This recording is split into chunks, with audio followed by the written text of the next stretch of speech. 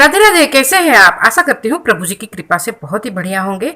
आज के इस वीडियो में मैं लेकर आई हूँ हरतालिका तीज की व्रत कथा, पूजन सामग्री और 5 ऐसे बातें कि जो आप लोगों को हेल्पफुल होगी और पूजन विधि किस तरीके से करनी चाहिए, साथ साथ में शुभ मुहूर्त भी आप लोगों को बताऊंगी।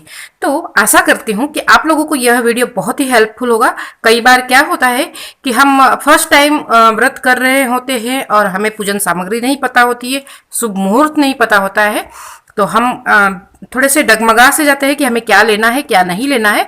तो यह वीडियो आप लोगों को बहुत ही हेल्पफुल होने वाला है। ऐसे ही हमारे हिंदू धर्म के पर्व तीज त्योहारों के बारे में जानने के लिए हमारे चैनल को सब्सक्राइब करें, ताकि आप लोगों को यहाँ पे व्रत के पर्व के कथाएं, विधि, तीज त्योहारों के मुहूर्त के साथ साथ में हमारे हिंदू संस्कृति के बारे में भी जानकारी मिले। और सब्सक्राइब करने के साथ साथ में बेल बटन भी दबा दें, ताकि आप लोगों को जो भी मैं वीडियो अपलोड करूं सारे के सारे नोटिफिकेशन मिलते रहे। वीडियो पसंद आने पे लाइक जरूर कर दें। तो चलिए आगे बढ़ते हैं हम देरी ना करते हुए। भारत का प्रमुख त्योहार हरतालिका तीज व्रत भाद्रपद शुक्ल पक्ष की तृतीया के दिन किया जाता है। इस दिन गौरी शंकर का पूजन किया जाता है। यह व्रत हस्त नक्षत्र में होता है। इसे सभी कुंवारी युवतियां तथा सौभाग्यवती महिलाएं करती हैं। इस संबंध में हमारे पौराणिक शास्त्रों में इसके लिए सधवा विधवा सबको आज्ञा दी गई है। सधवा जो है, सधवा मतलब जो सौभाग्यवती स्त्रियां है, वह अपने इस जन्म के पति के सौभाग्य के लिए करती हैं। कुंवारी कन्याएं जो है वह अच्छा वर पाने के लिए करती हैं। और विधवा स्त्रियां जो आने वाली, यानी कि जो हमारा जन्म होगा फिर से, उस जन्म के पति के लिए, ताकि हमारा फिर से हम जो विधवा की स्थिति में आए हैं वह स्थिति ना आए, इसलिए यह व्रत कर सकते हैं। इस व्रत को हरतालिका इसलिए कहते हैं कि पार्वती की सखी उन्हें पिता प्रदेश से हर कर घनघोर जंगल ले गई थी। हरत अर्थात हरण करना, आलिका अर्थात सखी, सहेली। इसी त्योहार को दूसरी ओर बूढ़ी तीज भी कहा जाता है। इस दिन सास अपनी बहुओं को सुहाग का सिंधारा देती है। इस व्रत को करने से कुंवारी युवतियों को मनचाहा वर मिलता है और सुहागिन स्त्रियों के सौभाग्य में वृद्धि होती है तथा शिव पार्वती उन्हें अखंड सौभाग्यवती रहने का वरदान देते हैं। तो चलिए सबसे पहले हम यहाँ पे देख लेंगे हरतालिका पूजन की सामग्री सूची। ठीक है,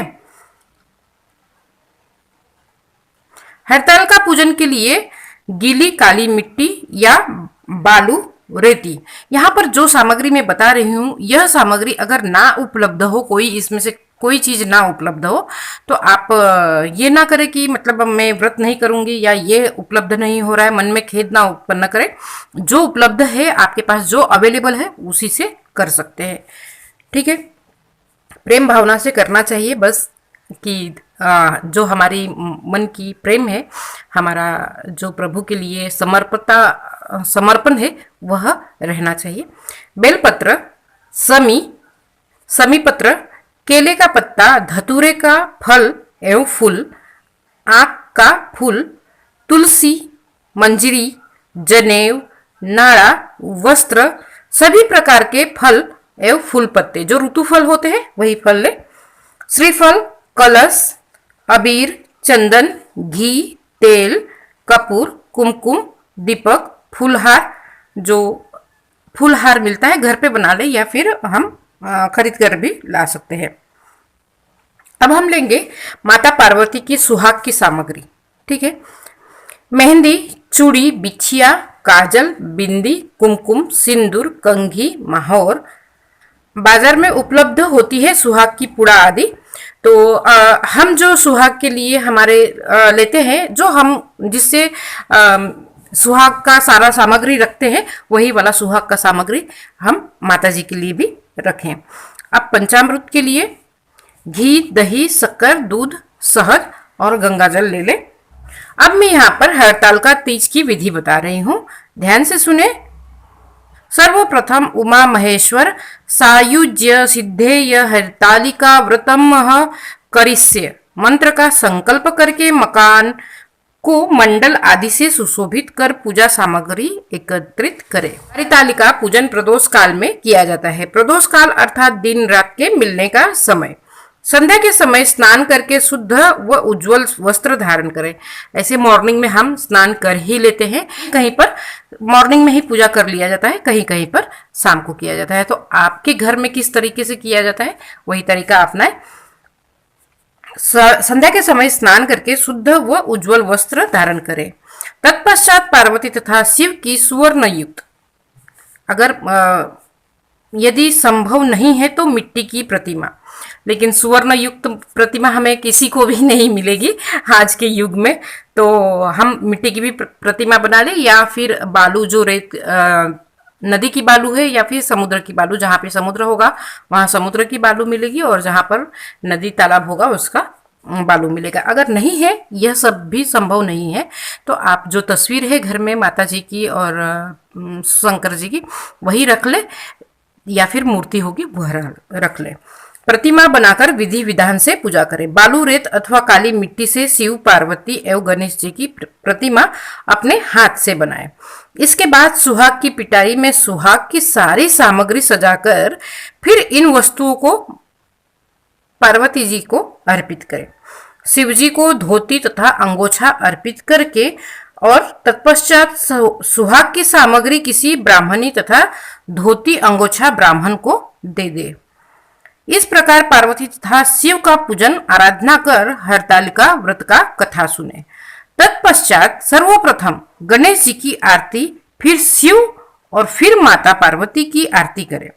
भगवान की परिक्रमा करें। रात्रि का जागरण करके सुबह पूजा के बाद माता पार्वती को सिंदूर चढ़ाए, काकड़ी हलवे का भोग लगाए और फिर काकड़ी खाकर उपवास तोड़े। अंत में समस्त सामग्री को एकत्र कर पवित्र नदी या किसी कुंड में विसर्जित करें। व्रत वाले दिन हम सुबह उठकर स्नानादि से निवृत्त हो जाए, मन को हम शुद्ध चित्त रखें, सात्विक रखें और माता जी का मंत्र बोलते रहे, या फिर आपको जो मंत्र अच्छा लगे वही मंत्र बोलते रहे।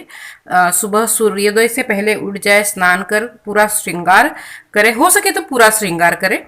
इस दिन कहा जाता है, मान्यता है कि 3 बार स्नान किया जाता है। तीज का दिन होता है, इसलिए 3 बार स्नान करके 3 बार नए वस्त्र धारण करना चाहिए और नए अपने जो श्रृंगार है, जो सौभाग्यवती स्त्रियां है वह 3 बार श्रृंगार करती है। इस तरीके की कुछ मान्यताएं अलग अलग जगह पर है। और हो सके तो पूरा दिन निर्जला रखे। अगर किसी कारणवश नहीं रख पा रहे निर्जला, तो आप अपनी इच्छा शक्ति के अनुसार व्रत जरूर रखें।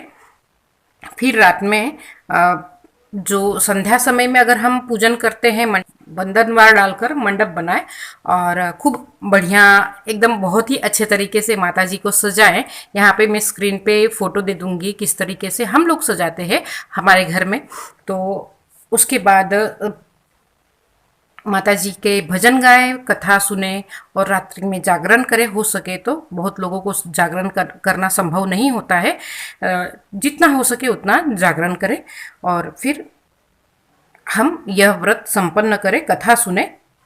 ठीक, अब हम जानेंगे हरतालिका तीज की शुभ मुहूर्त 2021 में। भाद्रपद मास की शुक्ल पक्ष की तृतीया तिथि का प्रारंभ 8 सितंबर दिन बुधवार को देर रात 2:33 पर हो रहा है। यह तिथि 9 सितंबर को रात के 12:18 पर समाप्त हो रहा है। ऐसे में उदया तिथि 9 सितंबर को प्राप्त है, इसलिए हरतालिका तीज का व्रत 9 सितंबर दिन गुरुवार को रखा जाएगा। हरतालिका तीज 2021 पूजा मुहूर्त। हरतालिका तीज के दिन पूजा के लिए 2 मुहूर्त है, एक सुबह के समय में और एक दूसरा प्रदोष काल के सूर्यास्त के बाद होता है।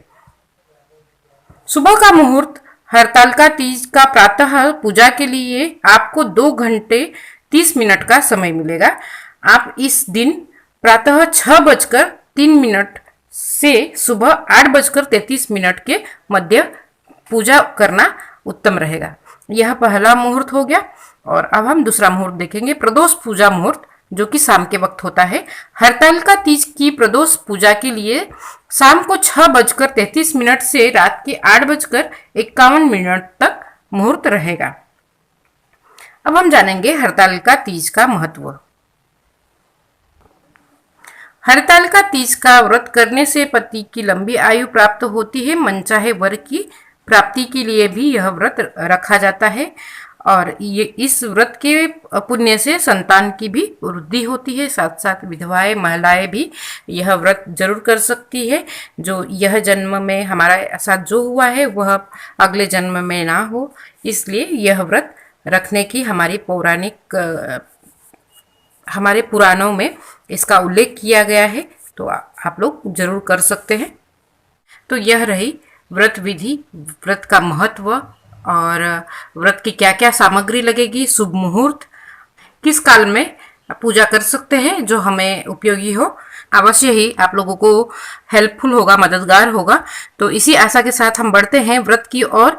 अब चलिए हम लेते हैं आपसे इस वीडियो में विदा और मिलते हैं नेक्स्ट वीडियो में, जो कि हम हरतालिका तीज की व्रत कथा के साथ में मिलेंगे। मैं इस वीडियो में व्रत कथा नहीं कहना चाहूँगी, क्योंकि व्रत कथा अगर मैं इस वीडियो में कहती हूँ तो वीडियो बहुत ही बड़ा हो जाएगा। तो चलिए इसके बाद में ही आपको मिल जाएगा सेकंड वाला वीडियो, हरतालिका तीज की व्रत कथा। चलिए मिलते हैं हम नेक्स्ट वीडियो की तरफ। तब तक के लिए इसी आशा के साथ कि आप लोगों को यह वीडियो जरूर पसंद आया होगा और मददगार होगा। प्रेम से बोले राधे राधे, जय माता दी।